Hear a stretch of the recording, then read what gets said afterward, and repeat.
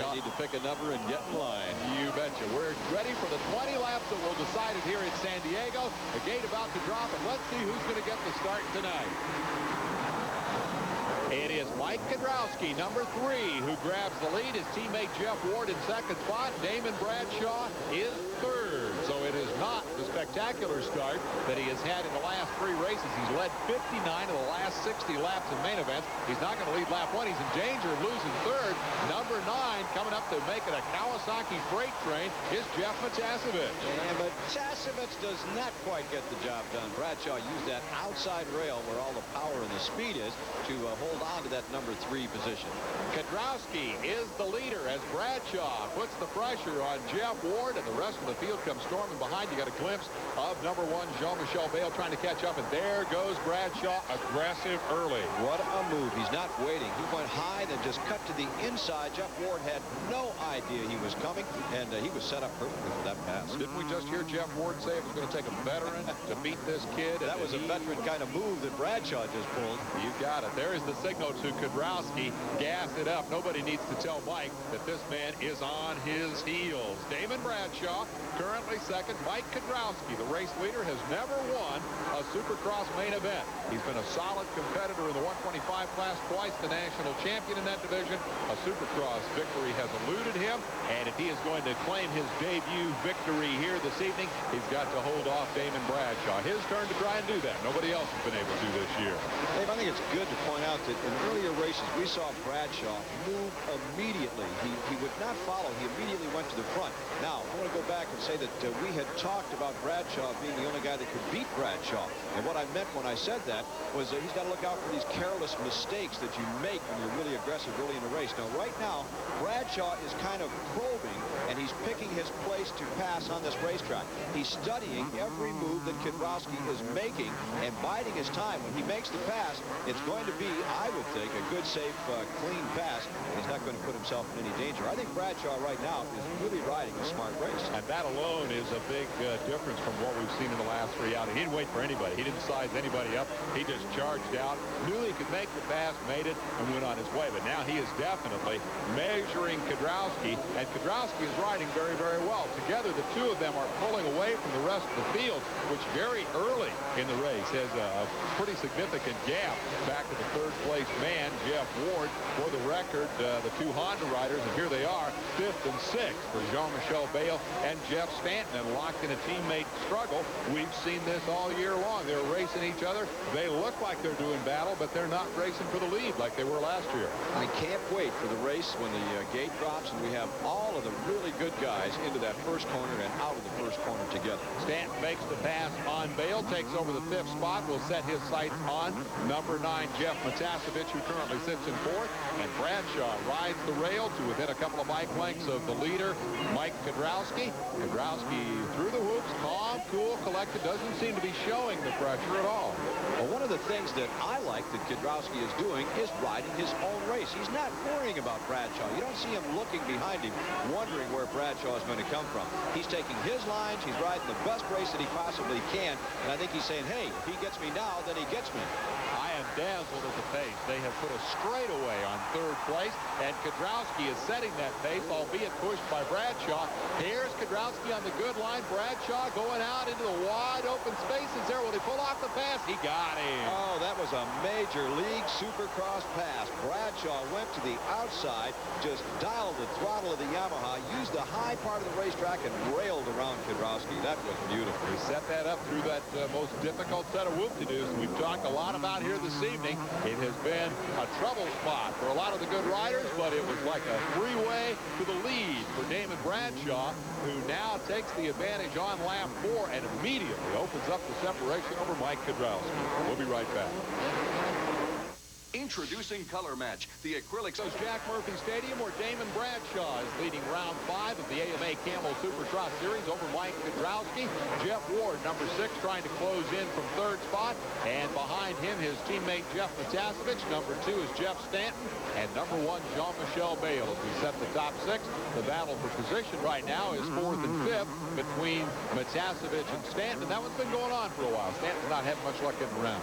Well, we talked about easy tracks and tough tracks, and I think we're finding now that no matter how easy or tough the track is, when you have good guys up front, passing is very, very difficult in Supercross. Well, now the interesting thing to me about this easy track, hard track thing is that so far the results are the same. We've been on 3 easy tracks the last 3 weeks. Now we're on the hardest track all year long, but I don't see a lot of difference. I see number 4 out front running away from the rest of these guys. And like I said, number 4 is going to tell you when this one is over that this was a great racetrack, and we're going to go back in the pack, and I'm sure that there's someone back there that's going to say, boy, this track was terrible. Not the terrible about this. Check out the action. Matasevich skimming the bumps over the top, takes over third. Ward up the inside, boom, hits him in the back. Stanton tries to come around Ward. Now they go 3 wide through the whoop-de-doos. 4 wide for a moment. Stanton charges between Matasevich and Ward and takes over third. And here comes JMB right behind. What a battle for position. 3rd, 4th, 5th, and 6th are at issue. Ward was the big loser in that. He went from 3rd to 6th in the span of 2 straightaways and a set of whoop-de-doos, and Stanton is definitely charging. Now, this is the kind of Jeff Stanton action we've been looking for all year long. Bale, number 1, going to work on Matasevich. Stanton splitting in 3rd. Jean-Michel Bale now in 5th, trying to catch Matasevich. Now, Matasevich has been good in the early part of the race all season long.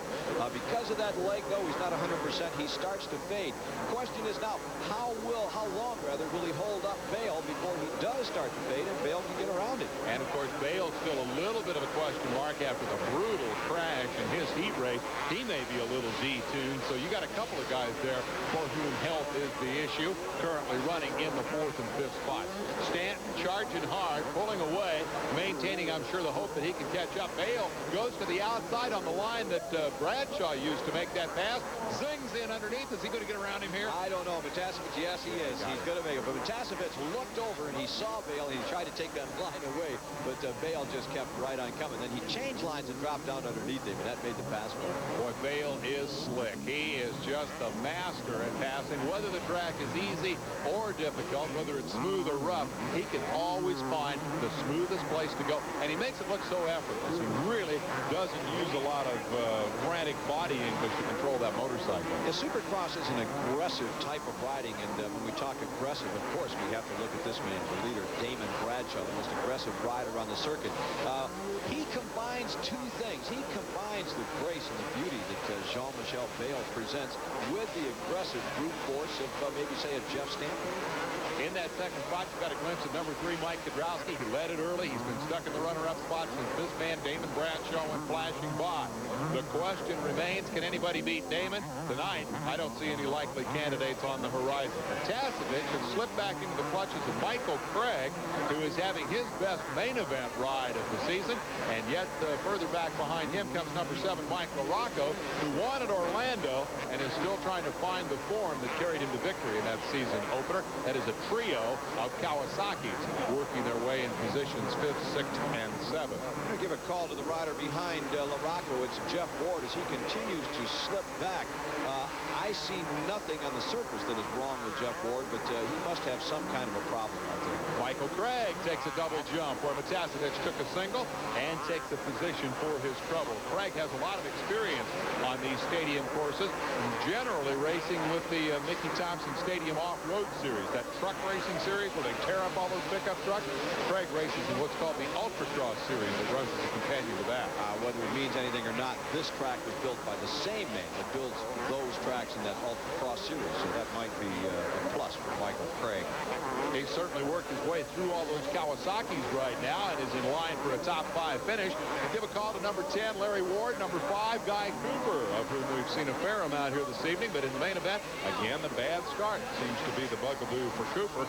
He's not been able to charge up into contention. And Mike LaRocco just took a piece of Matasevich there as he moves up one more. And again, you know, the track is tough, and Matasevich is fading maybe a little bit earlier than normal. My hat's still off to him, as you pointed out. I can't believe the guy is even riding. We'll be back back with more of the San Diego Supercross. Where Jeff Stanton just got a gimme. Mike Kowski bobbled for a moment, tipped over. Stanton comes by, takes over second place. Kowski falls to third. And meanwhile, there's a tremendous battle for fifth as Mike Craig comes under pressure from Mike LaRocco. A pair of Kawasaki Mikes and LaRocco looking to the inside. Craig under a lot of pressure, responding pretty well, holds his line, and keeps LaRocco at bay for the moment. Moments over, LaRocco found a good inside line, said bye-bye. He takes over the number 5 position. Of course, immediately in front of him, Jean-Michel Bayle in 4th. So the running order shaken a little bit in the top 5 spots. Check the interval here as Damon Bradshaw comes flashing by in the lead. And what a lead it is. The story of the 1992 Supercross Series. Bradshaw out front by how much? This much. Number 2, Jeff Stanton coming by. Now, Kowski got up off the ground and held on to 3rd spot. But Jean-Michel Bayle is right there to attack him. And I think that will be the developing story because Bayle seems to be in good health after that brutal heat race crash. He has been conservative this evening and now is ready to charge. You heard him say in the interview after the heat race that he was basically feeling, or after the semi rather, that he was basically feeling himself out for the main event. Now is the time for him to go. Yeah, I think probably though the first few laps he was still feeling himself out.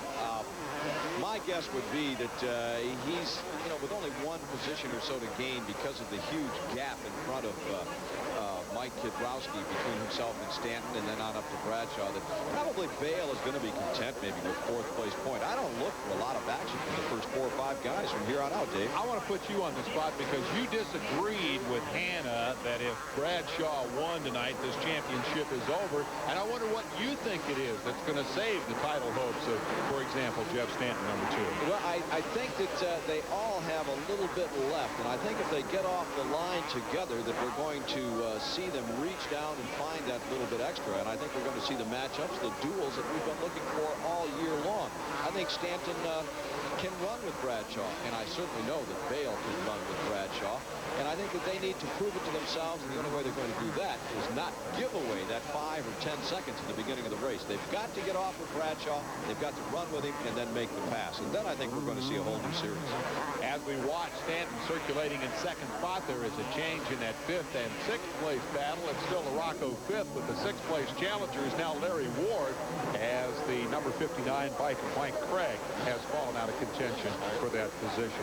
As we follow that LaRocco-Ward battle, I think there's one other point that should be made. Neither man will tell you this for the record, but Jeff Stanton and Jean-Michel Bayle both believe that before this series is over, Damon Bradshaw will crash again and hurt himself again, and that's what's going to keep him from winning the championship. Yeah, well, that could be wishful thinking on their part, Dave. I think they're going to have to do it themselves. I know I've said that Bradshaw is his own worst enemy, and I still believe that. But, oh, look. Looky here. Oh, boy. Talk about crashing. Stanton has crashed himself out of 2nd spot.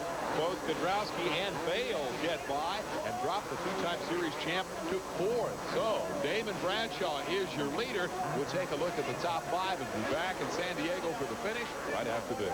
Stadium in San Diego, California, to the Damon Bradshaw Domination Tour 1992. He is en route for the 4th straight victory that Bob Hannah talked about at the top of the show. He is the class of Supercross with his 4th win in 5 starts, assuming he can hang on to this thing for one more lap. Let me throw in a little known fact, or things you don't think about in Supercross. The last time anyone won, or a rider I should say, won 4 in a row was Rick Johnson. And here's the little known fact: the tuner, the same guy that tunes for Damon Bradshaw, Brian Lunas. I'll tell you what, Brian Lunas is a guru of this sport. He's a guy we're going to have to go spend some time with here the next couple of weeks because he is very much a part of Damon Bradshaw's success. He's been a stabilizing influence on a teenage kid known for his wild riding.